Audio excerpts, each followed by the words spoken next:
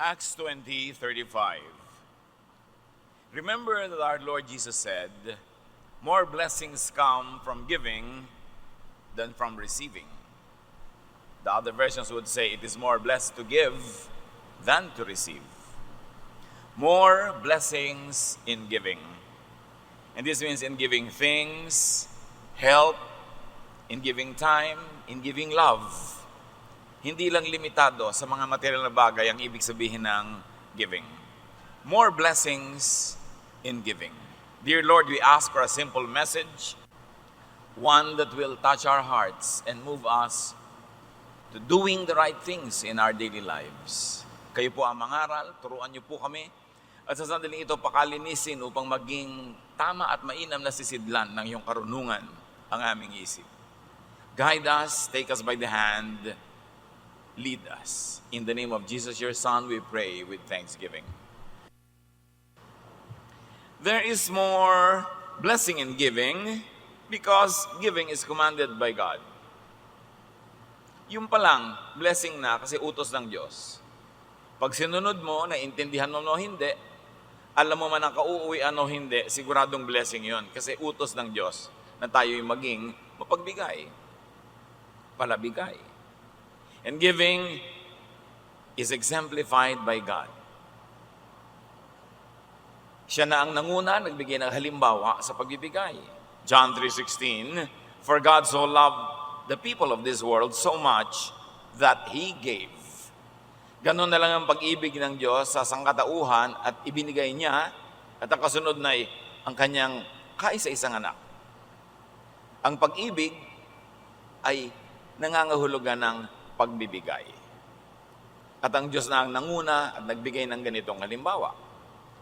Giving is exemplified by Jesus and other godly people in the Bible and even in our present life. Surely, giving is the best thing to do. In fact, Jesus gave the supreme sacrifice Himself. Ano pa ang pwede mong hindi ibigay kung ang sarili ay naibigay mo na? At dahil yun ang naging talab sa buhay ng mga mananampalataya. Sila rin naging palabigay.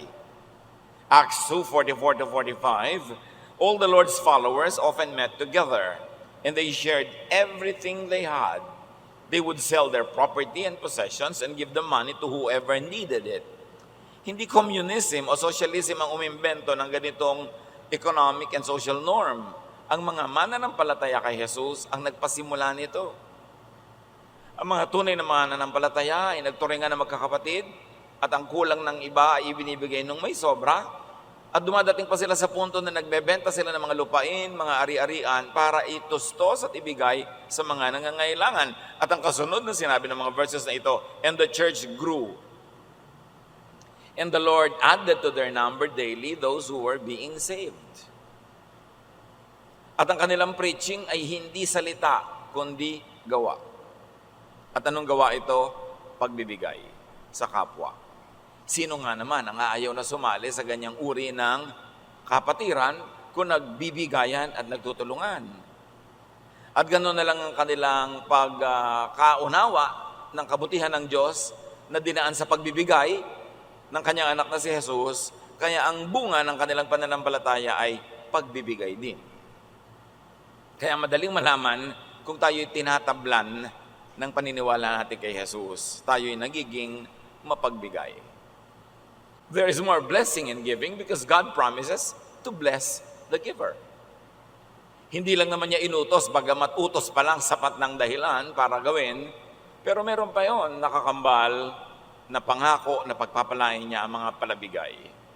Sa katunayan, sa sinabi ni Jesus na halimbawa o illustration nung paghuhukom sa dulo ng panahon, yun daw mga dadalhin sa kaharian ng Ama ay yung mga gumawa ng mabuti at nagbigay sa kapwa.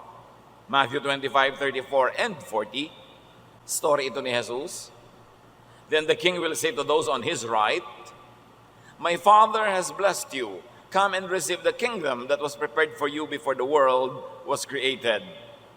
Whenever you did it for any of my people, no matter how unimportant they seemed, you did it for me. Lahat daw ng ginawang mabuti sa kapwa, ituturing ng Diyos na ginawa sa Kanya, kaya siya ang magbabayad, magtutumbas, magsusukli, maggagantimpala. At sa Proverbs 11:24, sometimes you can become rich by being generous or poor by being greedy. Yan daw ang batas ng Diyos, na payayamanin ka ng iyong pagbibigay at maaaring pagdahupin, paghirapin ka pag masyado kang sakim at makasarili. Baligtad, you keep that which you give away and you lose what you selfishly try to keep. There is more blessing in giving because the more people give, the more they receive. That is the rule of God. Sigon sa iyong ibinibigay, based on what you give, is what you will receive from God. Luke 6:38, if you give to others, you will be given a full amount in return. It will be packed down, shaken together, and spilling over into your lap. The way you treat others is the way you will be treated. Although these verses are often used in reference to giving donation, to giving offerings and tithes and everything, the original and the first meaning of this is giving forgiveness. At kung paano ka daw nagpapatawad sa kapwa, ganun ka rin patatawarin ng Diyos. Kung kuripot ka sa pagbibigay ng patawad, kuripot din sa iyo ang Diyos. Kung masagana kang magpatawad sa kapwa, masagana rin ang pagpapatawad sa iyo ng Diyos. Ang panukat na ginagamit mo sa iba, ang siyang gagamitin sa iyo. So dapat talaga mapagpatawad tayo, mapagbigay, dahil tayo'y maka-Diyos, at kung hindi ka naman talaga maka-Diyos, dahil lang matalino ka, magiging mapagbigay ka pa rin, at mapagpatawad, kasi kung ano ang ibinibigay mo sa kapwa, yun lang din ang ibibigay sa iyo ng Diyos. So, the blessing and the forgiveness that you receive from God is limited only by your own giving of forgiveness and giving of love to others. Ikaw ang nagpapasya kung paano ka itatrato ng Diyos. Yun ay kung paano mo tinatrato ang iyong kapwa. The more people give, the more they are protected from loss. Sasabihin ng iba, magbibigay pa ba ako? Kapos nga ako. Magbibigay ba ako? Kailangan ko ng puhunan. Magbibigay ba ako? Kailangan ko. Pero ipinangako sa Malakay 3:10-11, I am the Lord all-powerful, and I challenge you to put me to the test. Bring the entire 10% into the storehouse, so there will be food in my house. Then I will open the windows of heaven and flood you with blessing after blessing. I will also stop locusts from destroying your crops and keeping your vineyards from producing. Sabi niya, ako ang pinakamakapangyarihan sa lahat, di ba? At dahil sa kapangyarihan yan, batay sa kapangyarihan yan, hinahamon ko kayo, subukan niyo ako. Sabi niya, at pag ginawa niyo yan, bubuksan ko ang bintana ng langit at pababahain sa inyo ang pagpapalang tsunami. Sabi niya, at higit pa riyan, pipigilan ko ang mga balang, ang mga insekto, ang mga salot, ang mga peste sa pagsira sa inyong mga tanim. Ibig sabihin, kung ikay palabigay at matapat, the Lord protects your livelihood from all kinds of threats. Ipagtatanggol ka niya sa magnanakaw, sa mga manggagancho, sa mga maninira, sa mga manunuba, sa lahat. Amin ganun. Subukan niyo ako. Nagpapasubok nga siya eh. There is more blessing in giving because the giver is in control. Masarap yung nagbibigay eh. Ikaw ang may control ng sitwasyon. You can give what, when, where, to whomever, however you like. And the giver can derive great pleasure from such giving. If our heart is in the right place, we derive great pleasure when we give. Masarap magbigay pag ang puso nasa tama ng lugar. Hindi sumasama ang loob mo. Lalo't ang binibigyan mo ay talagang karapat dapat bigyan. O nangangailangan talaga at hindi kayang tulungan ng sarili. Pagtulong mo noon, tumataas ang espiritu mo. It is a source of great pleasure to give. At kung hindi pa tayo nakakarating sa ganong state of spirituality, sanayin natin ating sarili. Kasi baka napakalaking ligaya ang nawawala sa atin, hindi natin nalalasap kasi hindi tayo nagbibigay ng buong puso at buo sa loob. Proverbs 19:6, everyone tries to be friends of those who can help them. So this is one of the perks of being helpful. Everybody's friendly with you. Sabi mo, kasi may pinapakinabang lang naman. Kasi naman hindi friendly kasi walang pinapakinabang, mabuti na ang friendly. Kahit dahil lang may pinapakinabang sa'yo. Marami kang kasama, marami kang kaibigan. Natural, kasi palatulong ka eh. Pero kung ikay palahingi, baligtarin mo, palautang, iniiwasan ka na ng mga tao. Napakasakit naman sa damdamin yung alam mo, iniiwasan ka. Binabaliwala ka na lang. Kasi nga wala kang ginawa kundi manghingi o mangutang. Proverbs 17:8, a bribe works miracles like a magic charm that brings good luck. So, another form of giving, sabi nga nun, alam nyo, yung nagbibigay ng padulas, daig pa niya ng may virtud, daig pa niya ng may agimat. Doors open, things move, people help them pag marunong silang magregalo. A gift opens doors, oils the machinery. A gift helps in improving ease in doing business. And it is Proverbs 17:8 that said that. Alam niyo kung ano yung masamang bribe? Yung ginagamit sa court. Yung naglalagay ka sa mga justice, sa mga hukom, para yung masama palayain at yung mabuti ikulong. Yun ang masamang bribe. Lagi may nagtatanong, paano po yan? Pagka pinapamerienda po yung clerk, ang bilis-bilis kung lumakad ang papel ko. Di pa meriendahin mo. Ano naman ang masama doon? Pinamerienda mo pala, lumakad yung papel mo. Ang masama, yung nagbibigay ka sa hukom na yung guilty kong kamag-anak, huwag mong pagiltihin ha. O kaya yung hindi guilty na itinakdal ko, yun ang pagiltihin mo. Heto ang bribe. Yun ang napakasamang bribe kasi mayroong napapahamak. Pero pakain ka lang naman ng clerk sa City Hall, binigyan mo ng turon. Ano na ba naman yun? Kahit nga hindi siya clerk doon masama na bang magpakain ng kapwa-tao? Sabi ng Proverbs 17:8, a bribe is a charm to its giver. As long as it is not to thwart justice, not to pollute correctness in the rendition of justice. Laging may konteksto ang mga verses.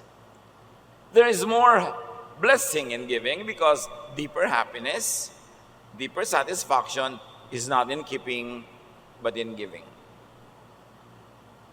Parang pagka ikaw ay empacho na, yung ang dami-dami mong kinain, may indigestion ka na, the pleasure really is in making it go out of your system. It is in giving it up. There is great pleasure in letting go, especially of your biological processes. Ganon din yung mga bagay, may pleasure yung pagbibigay. Proverbs 11:26, people curse the one who hoards grain, but they pray God's blessing on the one who is willing to sell. Of course, the context is may tag-gutom, people, traders are hoarding grain para taasan ang presyo, ayaw nila magbenta, at sa ganun daw mga panahon, isinusumpa ng mga tao yung ayaw magbenta, at idinadalangin nilang pagpalain pa ng Diyos yung nagbebenta, lalo sa mababang halaga. In other words, yung nagbibigay at nagdaramot, magkaiba na magiging trato mula sa mga tao, and the more giver the person is, the more siya ipapanalangin ng kapwa. Proverbs 11:25, a generous person will prosper. Whoever refreshes others will be refreshed. Napapansin nyo ba kahit sa mga kamag-anak, yung kamag-anak, kaibigan, kapitbahay na palabigay, siya itong hindi maubos-ubusan na binibigay. Yun namang maramot, laging wais, laging nang lalamang, siya naman yung laging kapos. O kaya ang dami-dami niyang naipon sa kanyang pagiging makunat, tapos isang dilubyo lang, ubus agad, wala lahat, baliwala ang kanyang buong karamutang inipon. That is why giving is better than receiving. There's a very big problem with give me. Bigyan mo ako. Malaki ang problema niyan because people do not usually give. People do not usually give as you want them to. Pagka ikay palahingi, palaasa, malamang mabibigo ka lang lagi. Kasi hindi naman laging ibibigay sa iyo ng tao ang gusto mong ibigay niya. So kung ang mode ng iyong buhay ay manghingi kaysa magbigay, maraming beses you will only be frustrated. Because people who ask, people who depend on others are bound to be frustrated. One other difficulty, kung nando ka sa receiving end at hindi sa giving end, recipients are not in control. In fact, recipients could be controlled because recipients could get indebted. Pag ikaw ang nagbibigay, para ka ng boss. Ikaw ang nagbibigay kahit na hindi nakakatawa yung joke mo, tawa na ng mga tao kasi may regalo ka, may bigay ka. Pero kung ikaw yung binibigyan, baligtad. No? Wala kang control. Kung ano lang ibigay sa'yo, kung kailan ibigay, magkano ibigay. Tapos, nakatali ka, may utang na loob ka. May utang ka na pera, may utang ka na bagay, at may utang na loob ka pa. Proverbs 22:7, the borrower is slave to the lender. Ang nangungutang ay alipin ng nagpapautang. Kahit pa nagbayad ka na, o kahit nagbabayad ka, o kahit matagal ka ng bayad doon sa utang mong pera, paano yung utang na loob? Kaya mamimili na rin lang tayo. Saan ako pwesto? Sa nagbibigay o sa tumatanggap? Mas maraming kaligayahan, mas maraming kalayaan at kasiyahan yung nagbibigay kaysa tumatanggap. Kaya dapat ang tao, sa abot kaya ng lakas, maging masigasig na kumita para hindi siya manghingi at kumita ng sobra para siya pang magbigay. Dapat sikapin ng tao na hindi siya palaasa. At kung umaasa man siya paminsan-minsan, hindi lagi.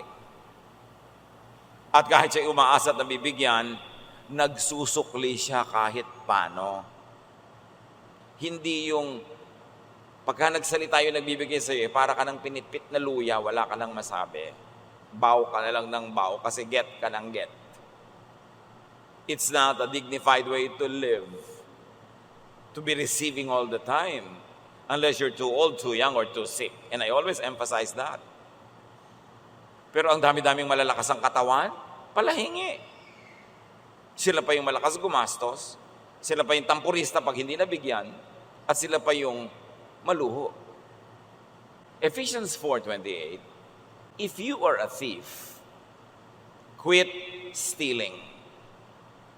Be honest and work hard so you will have something to give to people in need. Kung dati kang nagnanakaw, tumigil ka na ng pagnanakaw. Baligtarin mo ang buhay mo, maging malinis ang iyong kalooban, maging matapat ka, magtrabaho kang mabuti, para yung kailangan mo, ikitain mo, at higit pa riyan, sumobra pa sa kailangan mo ang kita mo para may maibigay ka naman sa mga tao na nangangailangan, mabaligtad naman. Yung dating ikaw lagi ang binibigyan, gawin mong ambisyong ikaw naman ang makapagbigay. Gaano karami sa mga binibigyan na tumihingi ang may ambisyong sa pinakamadaling panahon, sa abot ng aking makakaya, babaligtarin ko ito. Ate, bigay ka ng bigay sa akin sa pag-aaral ko. Tatapusin ko agad ang pag-aaral ko, o di ko man matapos ito, pag nagtrabaho ako, susuklian naman kita, bibigyan kita. Pagpapahingahin kita. Kuya, ikaw ang gastos ng gastos sa mga magulang natin, kasi wala akong kaya ngayon. Pero ang ambisyon ko, makapagtrabaho, makapagnegosyo, kumita para makapagpahinga ka naman sa pagbibigay at ako naman ang magbibigay. Pero maraming tao baligtad. Pagka may kuya o ating nagsimulang magbigay, hanggang kamatayan na yon. Mapapasubo ka na ikaw lagi at ikaw lagi at ikaw lagi. Kasi yung iba, iaasa na sa'yo. Sabi, mayaman naman siya. Ay, may pera naman siya. Maluwag naman siya sa buhay. Hindi yun ang point. Ikaw ba? Natulungan ka ba nitong tinutulungan ng kuya mo? Pinalaki ka ba ng magulang nyo? Pinalaki ka ba ng mga taong ito? Tinulungan ka ba? Yes. Therefore, magsukli ka rin. Kahit na may nagbibigay na sa kanila na mas mapera sa'yo, ikaw may obligasyon pa rin magbigay. Dapat ang obligasyon ng tao, lalo't nakatanggap, ibaligtarin yon at siya naman ang makapagbigay. Hindi yung lagi na lang na iaasa mo, exempted ka na dahil lang mahirap ka. Receiving what you do not earn or you do not deserve is stealing. Halimbawa, tanggap ka ng suporta mula sa iyong tiyo, tiya, ate, kuya, kung sino man. Deserve mo ba? Bakit ka naman sinusuportahan? Dahil ang aga mo nag-asawa, nagkaroon ng mga anak, tungkulin na nilang suportahan ka. Bakit? Tinulak ka ba nila mag-asawa? Tinulak ka bang magkaroon ng anak ng maaga? Nagkaanak ka na maaga, di maghanap buhay ka para buhayin mo yung anak mo. Hindi iaasa mo sa iba. Yung umaasa ka sa iba na hindi mo naman deserve, hindi mo na-earn, hindi mo itinanim, tapos umaani ka, stealing yon. Because you don't deserve it. It is not rightfully yours. Receiving what is wrongfully acquired, and receiving when the giver unwillingly or unjustly suffers when giving to you, that is stealing. Yung kuya mo na sana'y nakakapanligaw man lang, nasa edad na, pwede na makipag-date, hindi mo lang makapag-date dahil hingi ka lang hingi, stealing yun. Ninanakaw mo yung kaligayahan niya Ninanakaw mo yung budget niya. Tapos ikaw wala namang ginagawa sa buhay, hingi ka ng hingi. Dapat ang mga tumatanggap, ang ambisyon, pagpahingahin yung nagbibigay. Hindi yung nagpaplano agad, ano kaya hihingin ko next month? Ano kaya susunod kong hihingin? Bakit? Ano ang tanim mo? At kung minsan nagtanim ka lang naman na isang buto, 3 kaing na yung naani mo, di ba parang sobra na yon sa tinanim mo, yung inaani mo? Nagawan mo lang ng kaprasong mabuti nung unang panahon, habang panahon ka na ngayong umaasa at humihingi, hindi na katumbas ng ginawa mo sa kanya, yung ginagawa niya sa'yo. Pag tinakaw na rin yun. Dapat nating expand ang ibig sabihin ng pagnanakaw. Yung hindi mo kinita, hindi mo deserve, tapos nagpupunta sa'yo, hinakaw yun. At sabi ng Ephesians 4:28, stop. Tigilan ng ganyang bagay. Ang kahanga-hanga, ang marapat, the ideal is to move from getting to giving. Baligtad rin. To move from asking to planting. May gastos ka next month, next year. Wala ka namang ginagawang trabaho, wala kang ini-invest, wala kang itinitinda o binibili at ninenegosyo. Saan mo inaasahan kukuhanin yung panggastos mo? Hihingin mo? Na naman? Hindi yan ay tinuturo sa atin ng Diyos. Sabi nga ni Paul, if anyone does not work, he should not eat. So, ang sabi ng verses na binasa natin, stop stealing and asking and receiving. And be self-supporting, be self-sustaining. Make surplus income to be able to pay your debtor, to give to others, to reverse the poverty cycles that ruin your life. Baligta rin ang takbo ng buhay kung laging tumatanggap lang. If you were needy, if you were not needy now but could become needy, position yourself in the path of blessing. Pag may parada, alam mo kung saan dadaan yung parada, doon ka na naghihintay, doon ka nakatayo. Ganon din ang pagpapala, may dinadaanan yun na ruta, dapat doon ka nakatayo para ka matamaan, maambunan ng grasya. Doon ka sa lugar na pwede kang umani. Saang lugar yon? Dito sa lugar na nagtatanim ka. Doon ka sa lugar na pwede kang tulungan. Anong lugar yon? Yung tumutulong ka. Nagtatanim ka para mayanihin. Kasi ang hindi nagtanim, tas umaani, ang tawag doon, magnanakaw. Plant good. Plant goodwill. Kung minsan, wala ka talaga magawa. Hindi panahon sa iyo na kumita ngayon, hindi uso sa iyo ang pera, hindi ka, kumbaga, dinadaanan ng maraming pagpapala ngayon. Pero pwede ka maging matulungin, maging mabait, mag-assist ka sa kapwa. Gamitin mo ang lakas na natitira sa iyong katawan para makabuti sa kanya, gumawa ng mabuti sa kanya, paglingkuran siya, para naman kung bigyan ka, deserve mo naman kahit paano. O kaya, maisipan man lang niya tuloy na bigyan ka. Do good. Yung paggawa ng mabuti, magandang tanim yan. Hindi naman lahat ng pamumuhunan, pera ilalagay mo sa negosyo Yung paggawa mo sa mabuti sa kapwa, puhunan din yun. Pwede din yun na magbunga. Give. And very importantly, do not ask needlessly. Huwag kang hihingi na hindi mo talaga kailangan. Para kung dumating yung totoong kailangan at wala kang pangtustos, may mukha ka pang ipakita para manghingi. Hindi kayo maliit, malaking bagay, humihingi ka. Emergency at hindi emergency, humihingi ka. Pati pang party, pang forma, pang yabang hinihingi mo pa. Pagdating ng panahon na naputol yung paa mo at kailangan niya ng karugtong nabibili na paa, kahit paa ng baka, pata, crispy pata, pag humingi ka naman sa kapwa mo, tulungan ka kasi hindi pa pagod at sawa sa paghingi mo. So in other words, huwag mong gamitin yung credit line mo in a very foolish way. Ireserba mo yung goodwill. Do not ask, let's say, do not ask too much and too long. Makahalata ka na ilang buwan ka nang binibigyan, ilang taon ka nang binibigyan. Kailan titigil yon? Pag lang patay na yun, nagbibigay sa'yo? Mag-isip. Hindi ko patuloy kang binibigyan, buong puso kang binibigyan, lalo sa mga Pilipino na kababayan natin. Minsan talagang ang sama na ng loob mo, wala ka na maibigay, hirap ka na, pero hindi mo pa rin pinapahalata, binibigay mo pa rin. Pero yung bang ganong kagandahang loob ng nagbibigay, dapat nating pagsamantalahan. Hindi kumikibo ay hindi nagdurusa. Hindi kumikibo ay madali sa kanya ang ginagawa niya. Baka hindi lang talaga siya paladaing. So be kind to others, especially be kind to your giver, and be kind to your potential giver. Bata ka pa. Ang sungit-sungit mo sa mga bata. Malakas ka pa, kayang-kaya mo masuportahan ang sarili mo. Pero hindi mo ba naiisip, baka dumating ang panahon na babuhay ka na lang sa awa ng mga batang ito na sila na yung may edad at ikaw ay super tanda na, hindi mo ba naiisip na pwede mo sila maging potential givers? Hindi mo ba naisip na yung kapitbahay, pwede mong maging potential giver?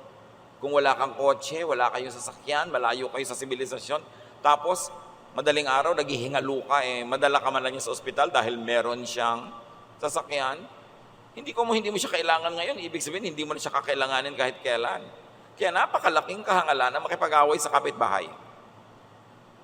Makipag-away sa mga nasa paligid.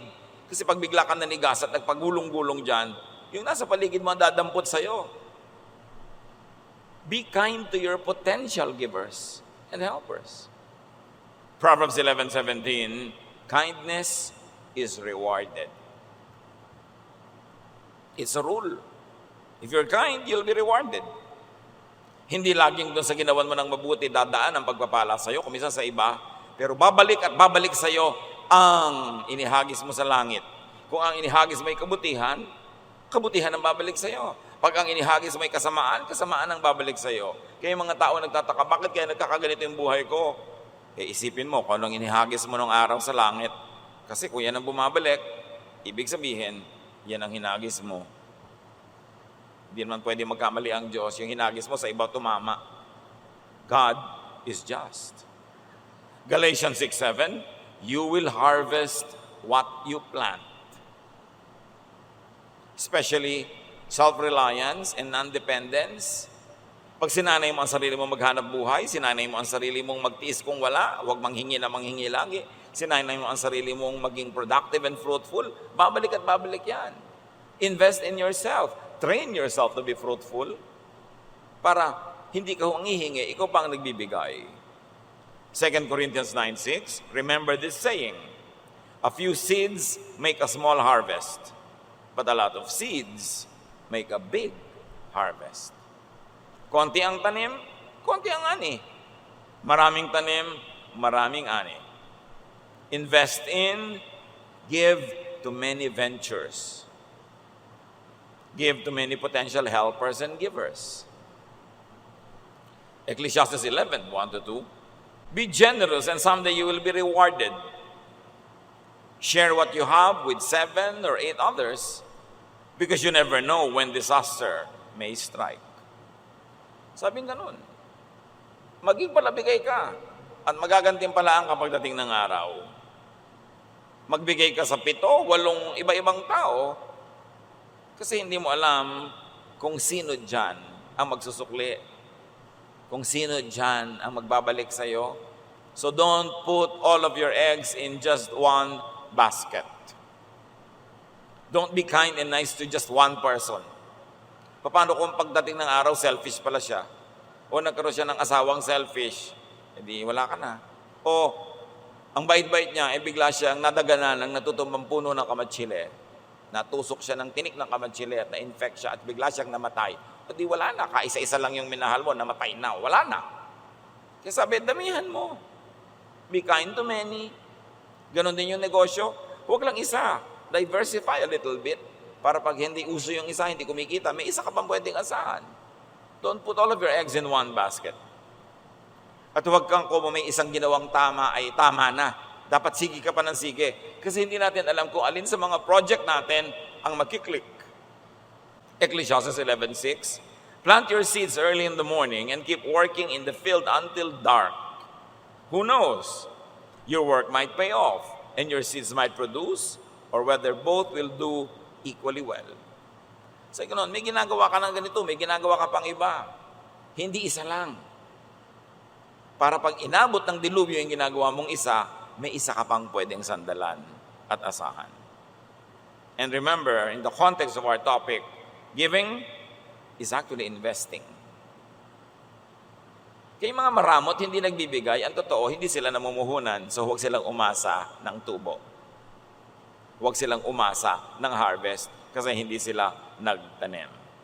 But beyond just investing, give for enjoyment. Isang sikretong balong ng kaligayahan ang pagbibigay basta't galing sa puso. At hindi masama na sa paggawa mo ng mabuti sa kapwa ay umaasa kang gagawa ka niya ng mabuti. Normal lang yon. Hindi masama sa isang magulang na ibigay ang lahat-lahat sa kanyang mga anak at inaasahan niyang pagdating naman ng araw ay ibigay ng mga anak niya ang lahat-lahat sa kanyang katandaan. Hindi masama yon. That's the law of life. 1 Corinthians 9:10, whoever plows and threshes should be able to do so in the hope of sharing in the harvest. Sino man daw ang nagbubungkal ng lupa, nag-aani, dapat ginagawa niya yun dahil umaasa siya na meron siyang parte sa ani. Hindi siya bungkal ng bungkal, tanim ng tanim, hirap ng hirap, tapos wala naman pala siyang mapapala. So hindi masamang mag-isip na may mapapala ako sa ginagawa kong mabuti. Normal lang yun. That's the law of nature. Plant to harvest, and it's not wrong to expect to harvest if you planted. Ikaw na tinaniman ng mabuti, ginawaan ng mabuti, ang masama ay kung di ka magsukli, di ka magbalik, di ka magbigay. 2 Timothy 2:6, and farmers who work hard are the first to eat what grows in that field. Yung naghirap sa'yo, yun ang dapat unang makinabang kung ikaw ay mabunga na. Nagtaguyod sa'yo, nagmahal sa'yo, nag-alaga sa'yo, tumulong sa'yo, nagpahiram sa'yo, nagpautang sa'yo, yun ang dapat makinabang pag ikay mabunga na, huwag mo dapat kinakalimutan yun. Na parang walang nangyari. Maraming mga kapatid, matapos paghirapan na tulungan ng kanilang mga ate, mga kuya, maging ng kanilang magulang, oras na nagkaasawa na, nagkaka-amnesia.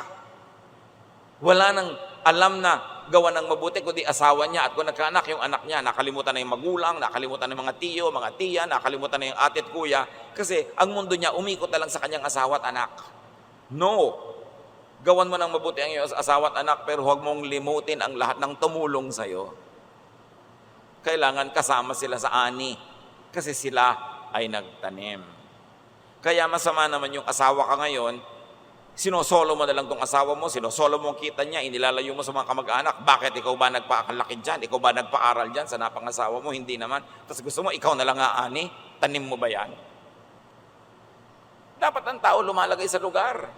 Hindi mo ipinagdaramot yung asawa mo sa kanya mga kamag-anak. Hindi puro kamag-anak mo lang nakikinabang, yung kamag-anak ng asawa mo, puwera na.